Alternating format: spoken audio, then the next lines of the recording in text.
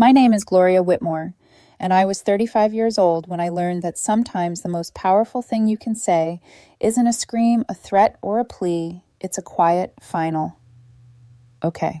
We had been together for 4 years, not casually, not on and off, 4 solid, intertwined years.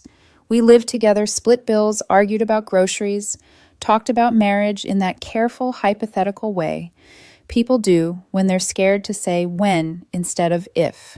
He was my boyfriend, my routine, my future outline. And this vacation. This was supposed to fix things. Work had eaten us alive for months. Long hours, late nights, meals eaten separately, conversations reduced to logistics. So we saved for almost a year to afford a 10-day overseas resort trip. Sun, ocean, no emails, no alarms. A reset. Day 3 is when everything shattered. We had just come back from the beach. I remember the salt still on my skin, my hair damp, the sound of waves drifting up to the balcony. I was sitting outside with a beer, watching the sun melt into the ocean, thinking maybe this is working. Maybe we just needed this. Then he came out and sat across from me. Something about his face was wrong, not angry, not sad, decided. "We need to talk," he said.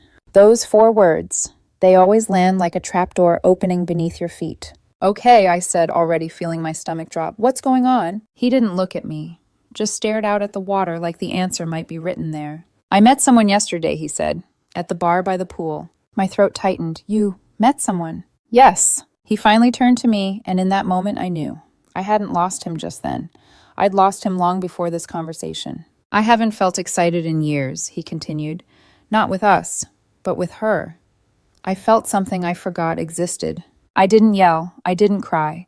I think some part of me had already been grieving without realizing it. "So what are you saying?" I asked quietly. "I'm saying this trip is over for us.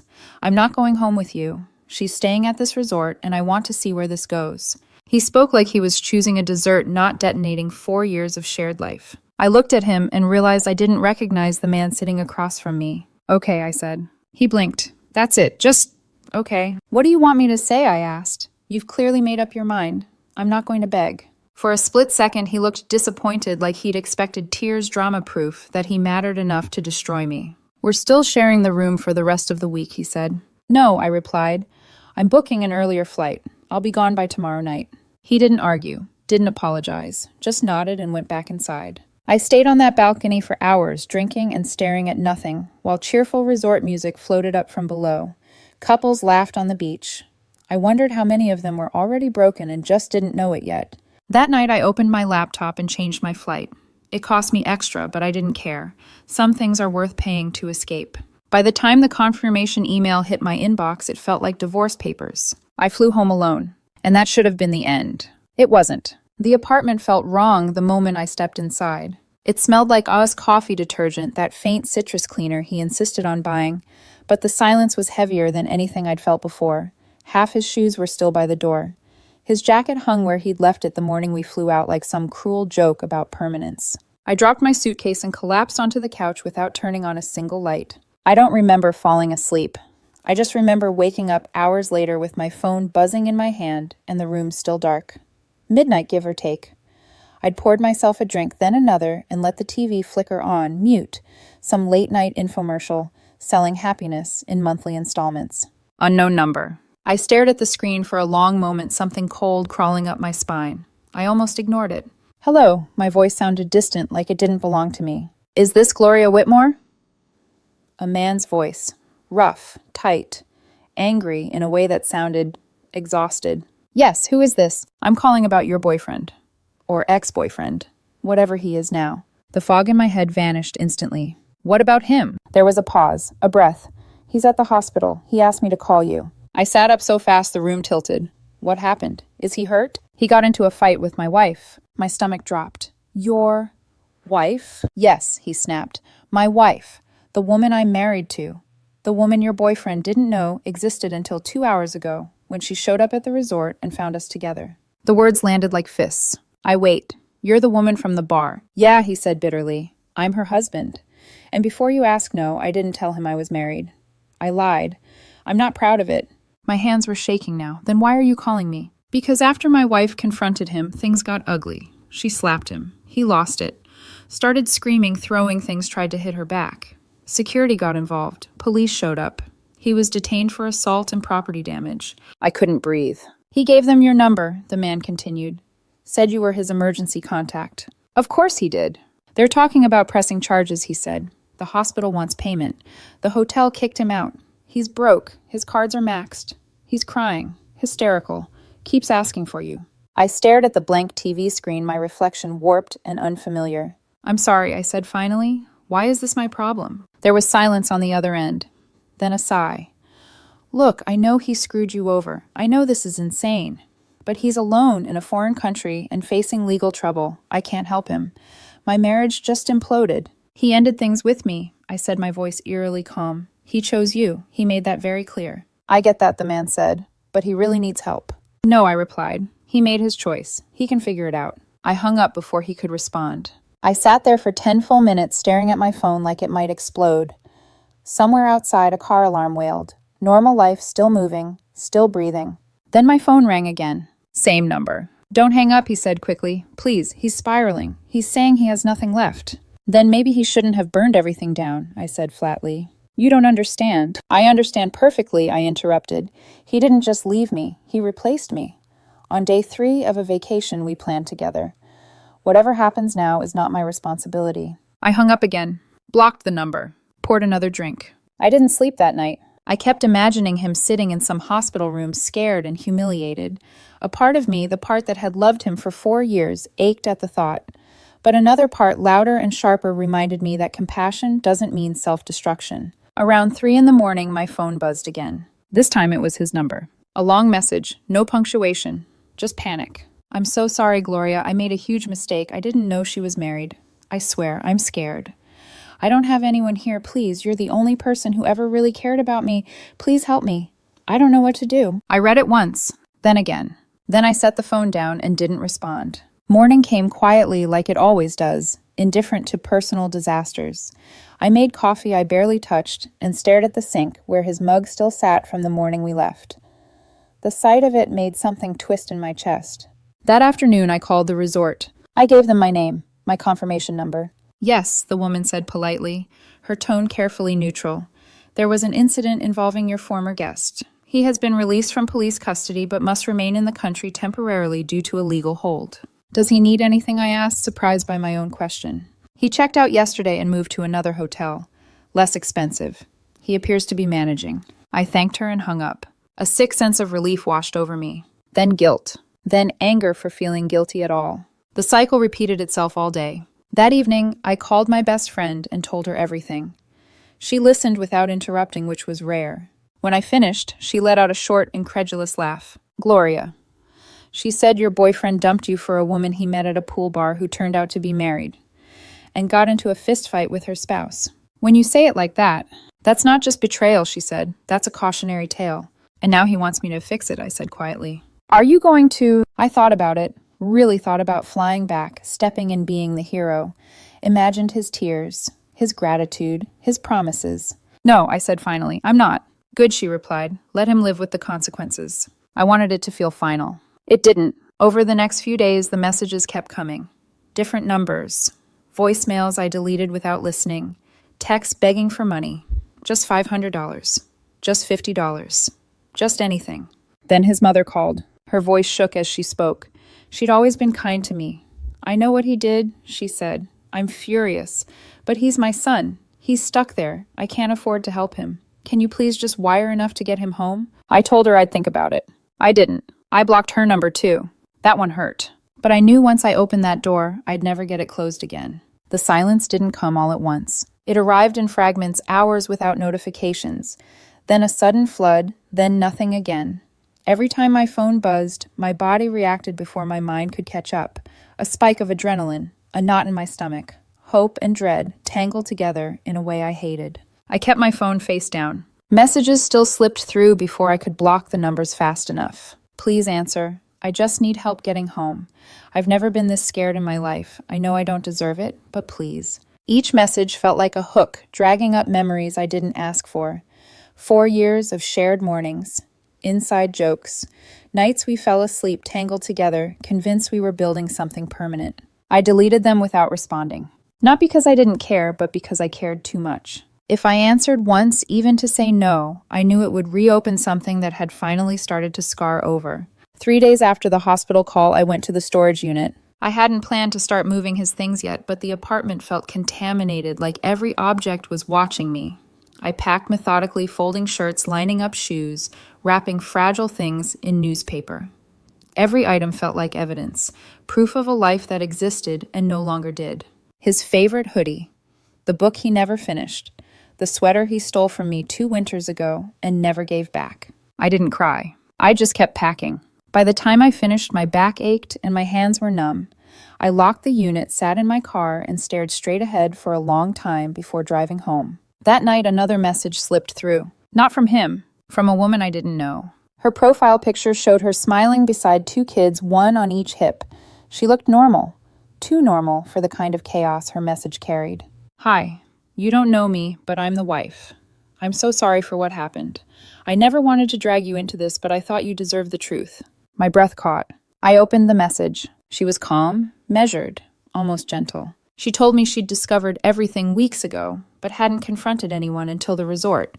She said she lost her temper when she saw them together, not proud of it, but human. She apologized for the violence, even though I wasn't the one who'd been hit. Then she sent screenshots. Dozens of them. Messages between my boyfriend and her husband. My coffee went cold as I scrolled. They hadn't just met at the pool bar.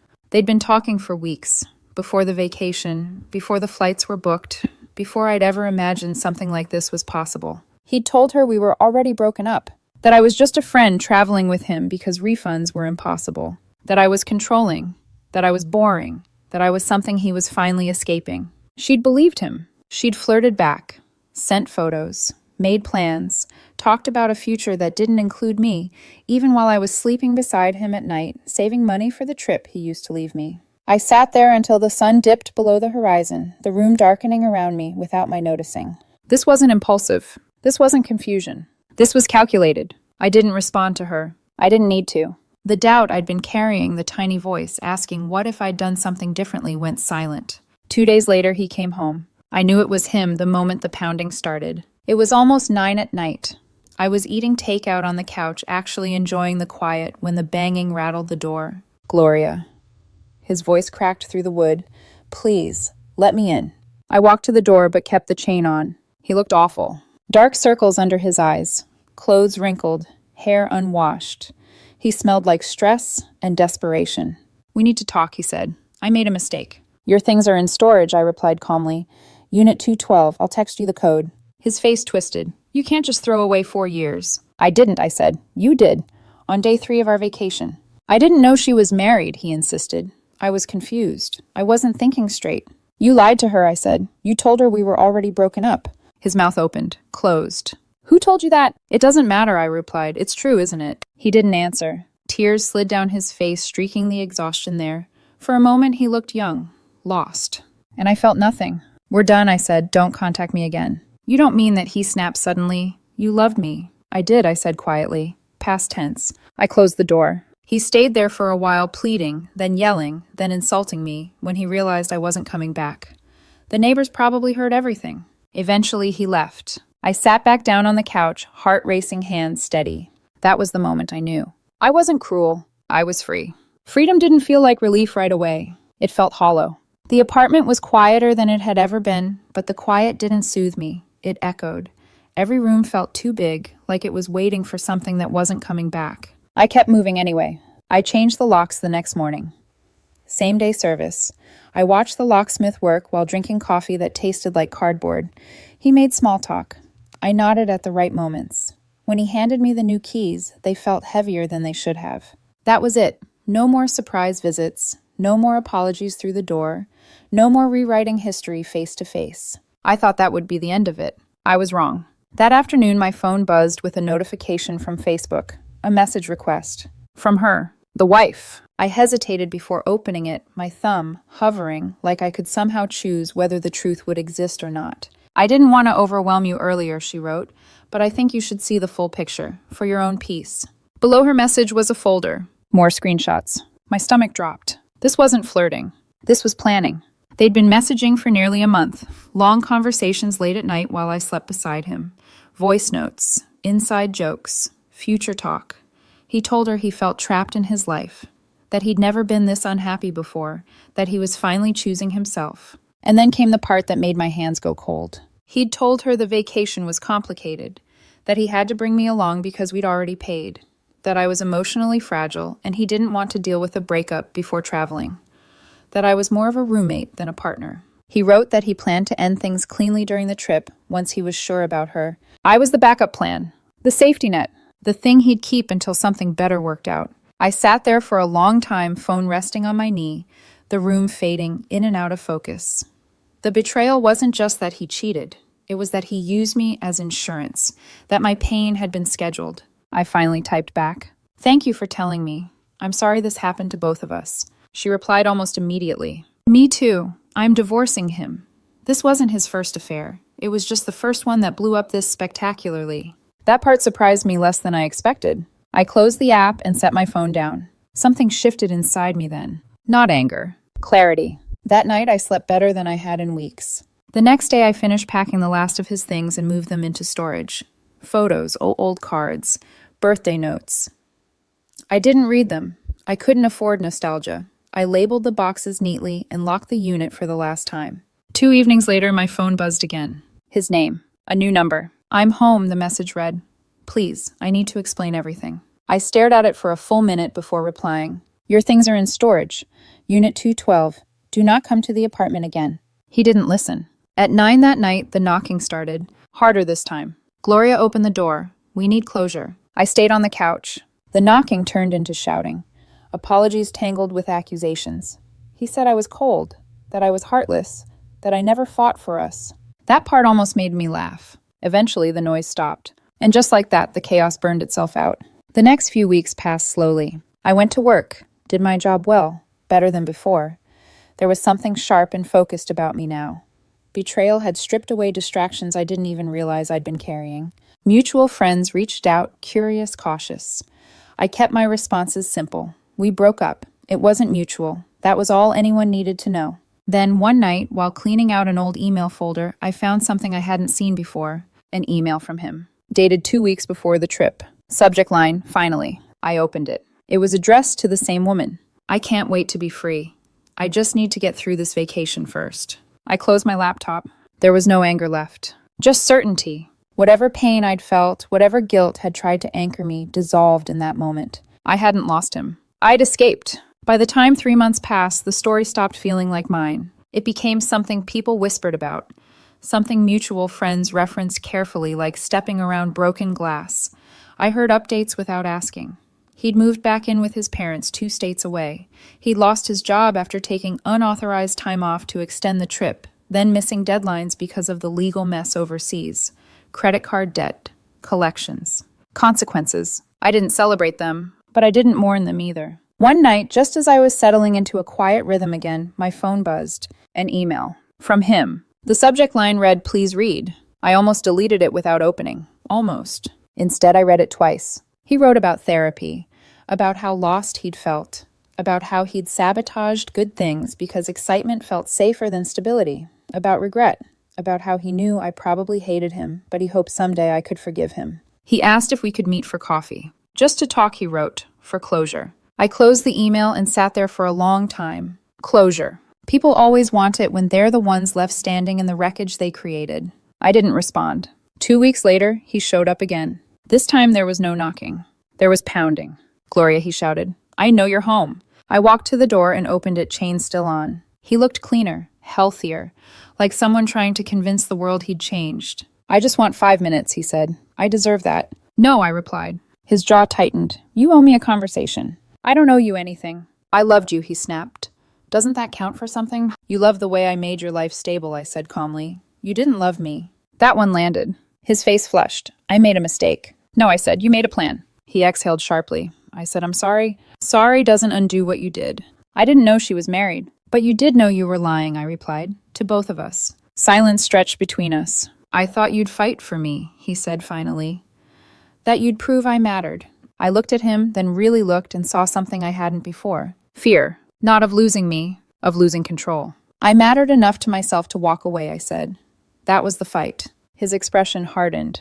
"So that's it. You're just done." "Yes." He scoffed, shaking his head. "You're cold." "No," I corrected. "I'm done being warm to someone who burned me." For a moment, I thought he might yell again. Instead, his shoulders sagged. "I guess I really lost you," he said quietly. "You did," I replied. "On that balcony." I closed the door. This time there was no yelling, no insults, no pleading through the wood, just footsteps retreating down the hall. I leaned my forehead against the door and exhaled. That wasn't closure for him, but it was for me. 6 months have passed now. That feels strange to say because time used to drag when everything was raw. Days felt like weeks. Nights felt endless. But somewhere along the way, time started behaving normally again. Quietly. Without ceremony. I didn't wake up one morning magically healed. Healing came in pieces. It came the first time I realized I hadn't thought about him all day. It came when I rearranged the apartment and it finally felt like mine. It came when I laughed, really laughed, without immediately feeling guilty afterward. The consequences of his choices unfolded without me needing to watch. Mutual friends told me he'd moved back in with his parents, that he was working part-time retail while trying to pay down the credit card debt from the trip, that the legal issues overseas were eventually dropped when the woman decided not to press charges. Small mercies, I suppose. Her husband, the married woman from the resort, didn't fare much better. She divorced him within 2 months. Apparently my ex wasn't his first affair, or his second. She messaged me one last time. "I hope you're doing okay," she wrote. "I think we were both collateral damage." She was right. But collateral damage can still rebuild. As for me, something unexpected happened. I got promoted. My boss told me I seemed sharper, more focused, like I finally knew what I wanted. It's strange how betrayal strips away distractions. When someone removes themselves from your life so violently, it forces clarity. I started going to the gym not obsessively, not to punish myself, but because it felt good to move again. I picked up old hobbies I'd abandoned years ago. Guitar, photography, things he used to call boring. Turns out they weren't boring. I was just shrinking to fit someone else's version of excitement. About 6 weeks ago, I met someone new. Nothing dramatic, no fireworks, no chaos. She spilled coffee on my laptop at a cafe and panicked like she'd just ruined my life. She offered to buy me a new one. I laughed and told her it was old anyway. She insisted on buying me dinner instead. It was simple, honest. We're not rushing anything. We talk. We listen. When something feels off, we say it out loud instead of burying it and looking for escape elsewhere. We even booked a vacation together recently. Different country, different resort, different everything. And this time I'm not afraid. My ex tried to reach out once more about 2 months ago. A long email, pages of explanation, therapy language, regret, growth, a request for coffee, just to talk, for closure. I read it twice, then I deleted it. Some people deserve second chances, some deserve closure. But sometimes the healthiest thing you can do is move forward without reopening the wound. His healing isn't my responsibility. His closure isn't my job. I spent 4 years trying to make him happy. That chapter is closed. I don't hate him. I don't wish him harm. I hope he figures out why excitement always seemed more important than honesty. I just don't think about him anymore. And that more than anything tells me I made the right choice on that balcony when I said, okay, and walked away. You can't make someone want to stay. And you shouldn't have to compete with fantasy. The right person won't see you as a backup plan, as the safe option while they chase something shinier. They'll choose you in the quiet moments in the routine, in the ordinary days that actually build a life. My apartment is mine now. My future is mine. My peace is mine. I didn't get the ending I planned. I got the ending I deserved. Sometimes the best revenge isn't revenge at all.